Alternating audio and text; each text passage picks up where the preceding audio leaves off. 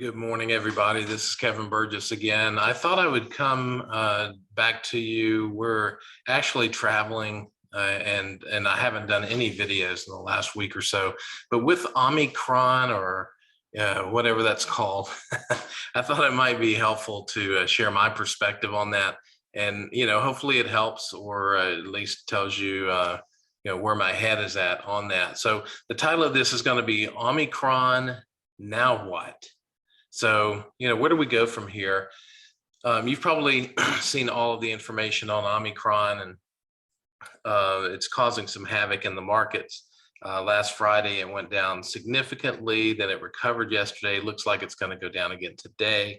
So it's a bit of a roller coaster. And so the question is, where do we go from here? So I thought I would put a little bit of a video. It's going to be short, but I thought I'd put a video out about that. So grab your coffee and let's get started. Okay, so the first thing that I would share with you is, and this is based off the last video I did on the psychology of investing. So the first thing is, don't panic. Grab your cup of coffee, take a sip, and relax. Because as a dividend growth investor, we're buying companies that have value, and value is what you get, but cost is what you pay. So in the long run, we're looking at value, and times like this provide the opportunity for us to actually buy valuable stocks at cheaper prices. So don't panic. Don't sell all of your investments off. If there's things you don't like, you certainly could sell them, but don't blame it on Omicron. Just sell them because you don't like them. So just stay calm, stay invested, because it is only when you jump off of the roller coaster that you actually get hurt. So that's item number one, is just don't panic. Item number two is improve your position if possible. So if you've got money sitting on the sideline somewhere, take that money and invest it in some good quality long-term dividend growth investment stocks. So what I'll do now is share with you some changes in my portfolio from November the 19th to today. And I won't go through the details of how those changed, but I think the overall picture might be helpful to you. So I'll share that with you. So first of all, let me give a bit of a disclaimer here. I am not an investment professional. This video is for your entertainment purposes only. So any advice that I give you is free, because this is a free channel. And so therefore it's worth exactly what you're paying for it. So it's worth the free price that you're paying. But it is my opinion and my thoughts, and so you can certainly take that and combine it with others and develop a position of your own.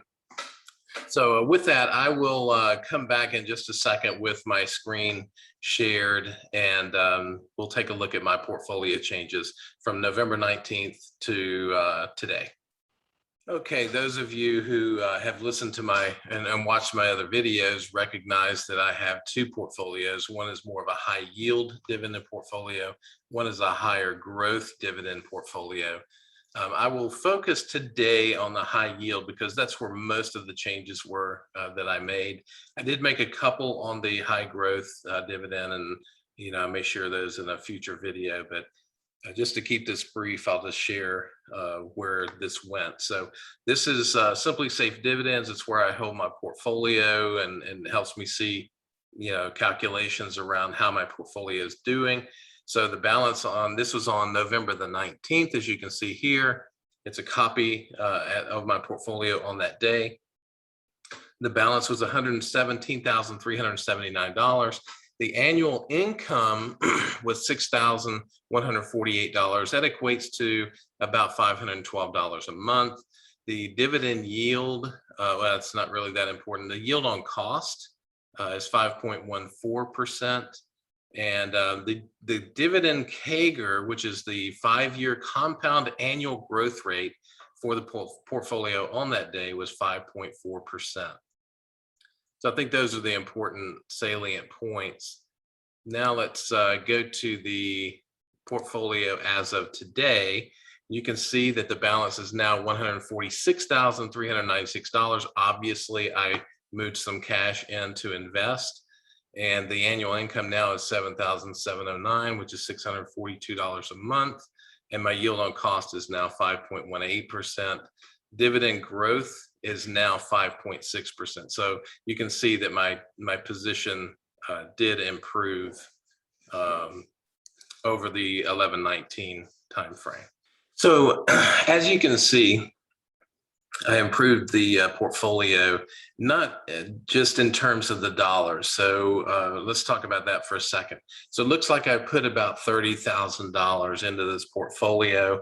That may be a lot for you. It may be just a small piece for you, but the point is that I added to my portfolio. So if you have 300,000 to invest, I would put that in. If you have 30,000, if you have 3,000, if you have 300, if you have $30, use that to improve the position that you're in.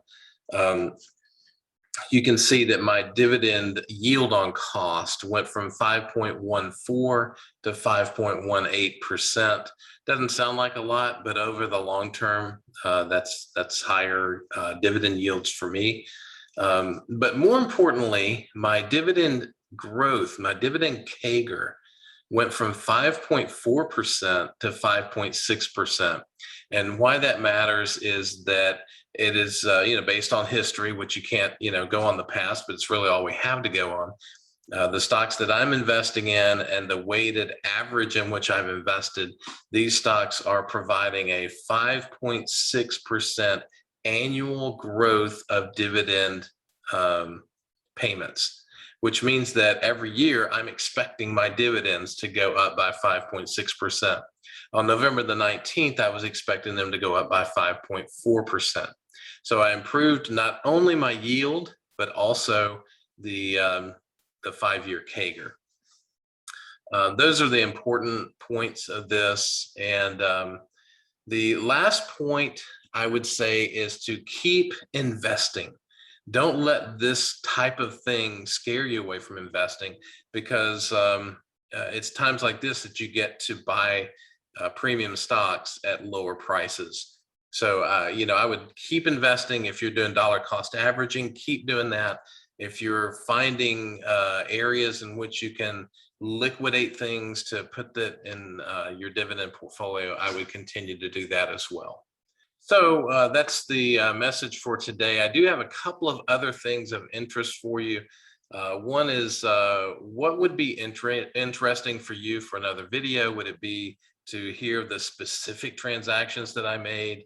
Would it be of interest to answer a specific investing question that you have? If you have any feedback like that, if you want to hear certain things from me, then put a comment in the notes below. I respond to every one of them because my channel's not that big, so it doesn't take long. But I appreciate every comment that you guys make. And I want to provide content that's meaningful to you. And so getting that feedback on what would be of interest to you is very helpful in determining what I do in these future videos. As with all my videos, I'm not an investing professional. I've already said that. These are for entertainment purposes only. But I think it's important for you to know that I put my money where my mouth is. So whatever I'm sharing on this channel, there's a high likelihood that I have already invested in that particular stock. So keep that in mind. I'm not sharing things with you that I think hypothetically will happen. I am sharing with you what I am actually doing. And hopefully that's of value and is helpful to you.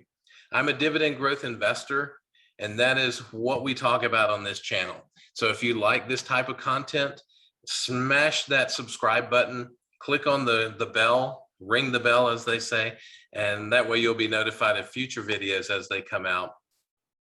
Also, if you like this video, if you could click the like button on this, it would mean the world to me. And also give me any feedback in the comments below. My channel is very new, and so having your feedback is very important to me, and I cherish any feedback that you give me that helps me improve this channel.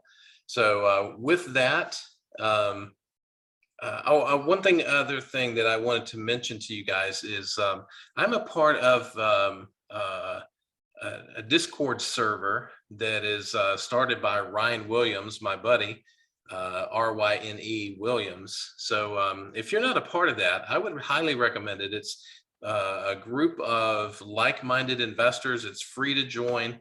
And we basically have some really good conversations in there. So I wanted to give that a plug.